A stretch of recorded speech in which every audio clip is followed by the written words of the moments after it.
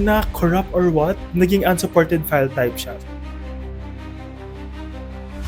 Finormat niya yung memory card niya. So, ito yung nakasad.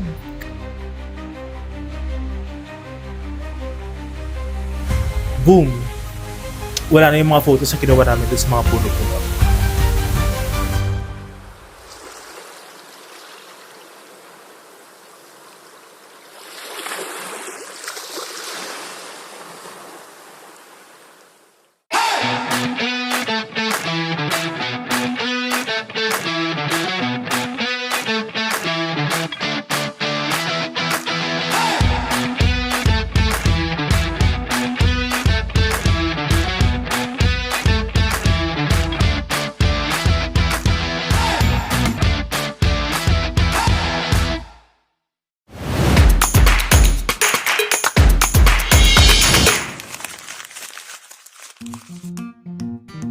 We traveled on the same day. So, ako, si Tonette, tsaka si Allen, we came from Manila. Then, si Louie, tsaka si Roland ay from Pangasinan.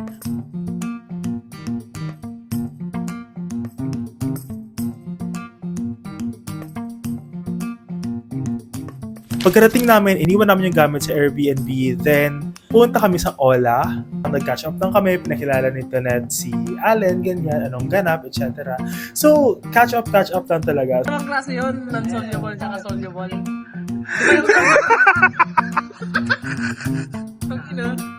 What I really love about this trip is that talagang tinake namin yung time namin. Na, alam mo yun, parang hindi nagmamadali. That's maybe the advantage of not having a distinct plan, no? Mag-figure out mo pa lang siya kapag nandun ka na. So, dahil wala kaming hinahabol na itinerary, mas nakakapag-devote kami ng time to update on each other. Siguro ganito na talaga kapag adulting, no?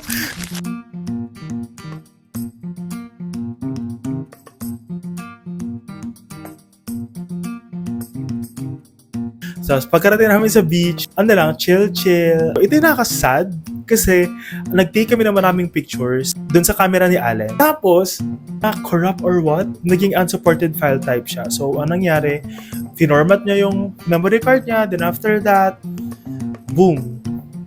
Wala na yung mga photos na kinuha namin dun sa mga puno-puno. Pero buti meron kami mga nakuha na ilan from our phones. Tas, ayun na lang yung naging ano namin. Then, after that, punta kami sa may beach. Muni-muni lang, ganyan. Then, nag-rent si Louie tsaka si Roland ng ATV. Tapos, ayun, nagsalita na lang kami doon. Ayun, maano siya, 500 pesos for 35 minutes, I guess. Sobrang nakakatuwa yun kasi like ang dami namin nakuwang clips. Feeling ko kasi ayun lang din yung parang pang my day lang ba na ano. Pero yeah, it's really fun. Nakakatuwa silang kasama kasi they really support you dun sa photos na pang IG or pang story, mga ganyan. And we actually support each other. Ako, dala ko rin tong tripod ko, meron akong microphone and such, ganyan. Siyempre, photos, hinihintay yung sunset.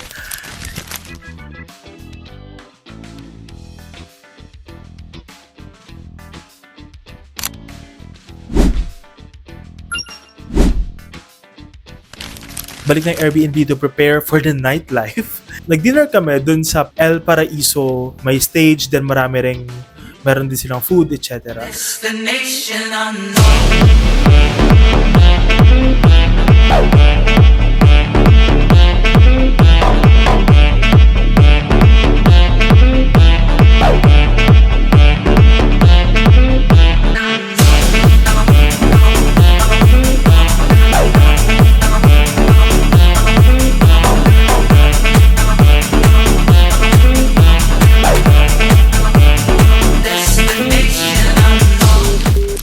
Ayun, may open mic. So, of course, alam niyo naman na yan. Kung may open mic, hindi talaga ako magpapatalo sa open mic. Sino ba naman ako para hindi ba?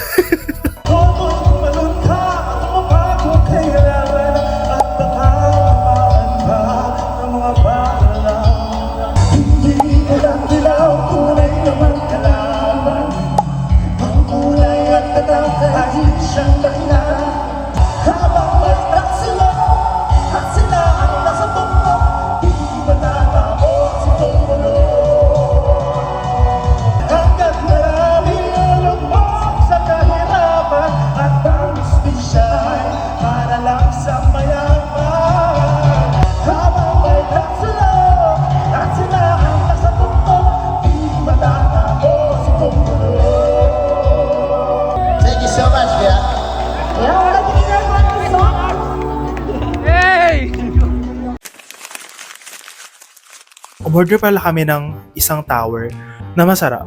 As in, like, pink drink yun, something ganyan. Tapos parang ang tagal namin inaano, ano nga ba tong lasa na to? Like, tas ano lang pala siya, Dutch mill na pink. Ang sarap, ang sarap, ang sarap. After that, syempre, hindi pa yun sapat. Hindi pa yun sapat. So, ang ginawa namin, bumili pa kami ng drinks sa isang tindahan. Nagtuloy kami sa Airbnb.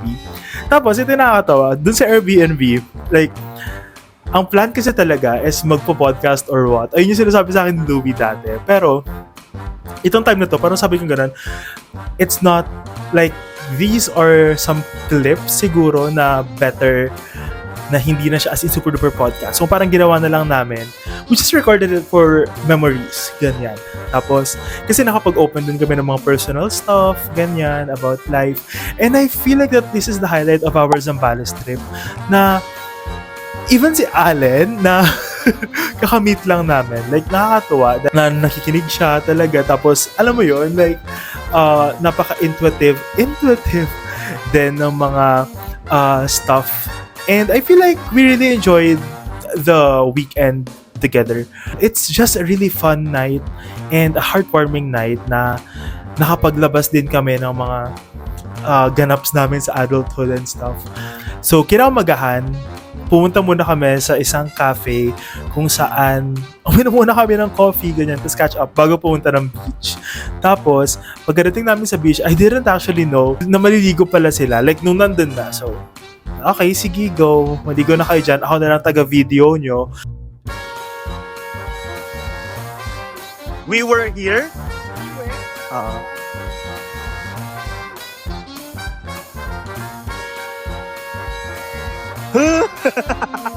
Wala na, umalis na sila.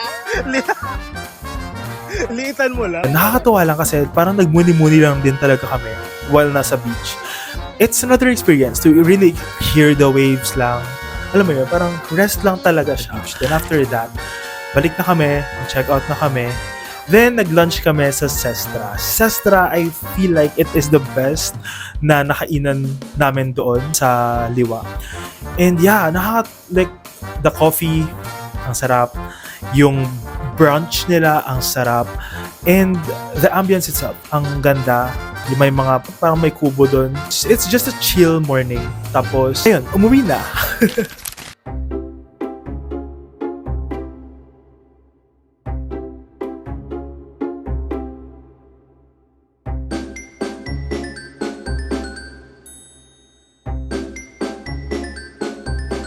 Umuwi na sila, then ako naman, nagpaiwan ako to meet my OG bestie from college, which is si Khalil. So, nag-dinner lang kami ni Khalil, tapos sobrang life update. Like, ang dami namin napag-usapan din. So, dun niya ako dinala sa Extremely Espresso kasi dun lang yata merong ganon or sobrang limited lang nung ganon sa Pilipinas. Ang dami namin napag-usapan. Like, even from 2022, like, pagka-graduate and such, ganyan. Like, as in, super duper catch-up siya. That's also a highlight of my Zambales trip.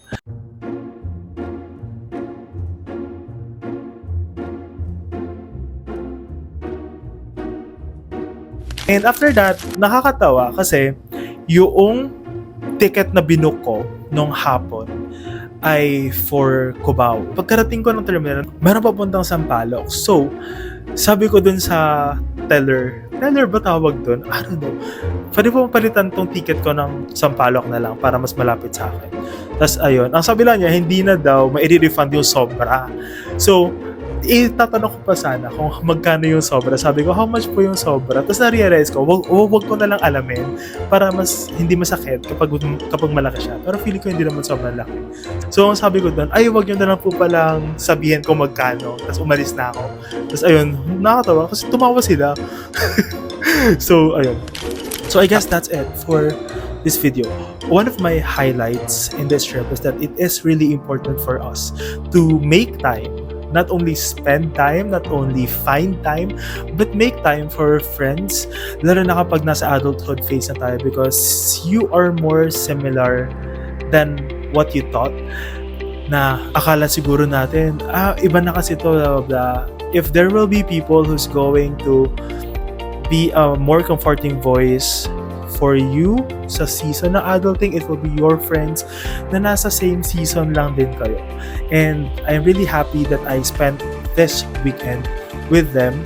We are actually looking forward to travel more this year. Sabi ko kanina, I feel like this is the best trip so far with friends kasi hindi kami nagmamadali, like sobrang smooth lang ng lahat. Even yung bayaran and such, sobrang smooth lang. So, yeah, nakakatuwa to have that. And uulitin ko siya. Wow, and uulitin namin siya actually. I guess that's it. Thank you for watching this video kung sino ka man. And bye!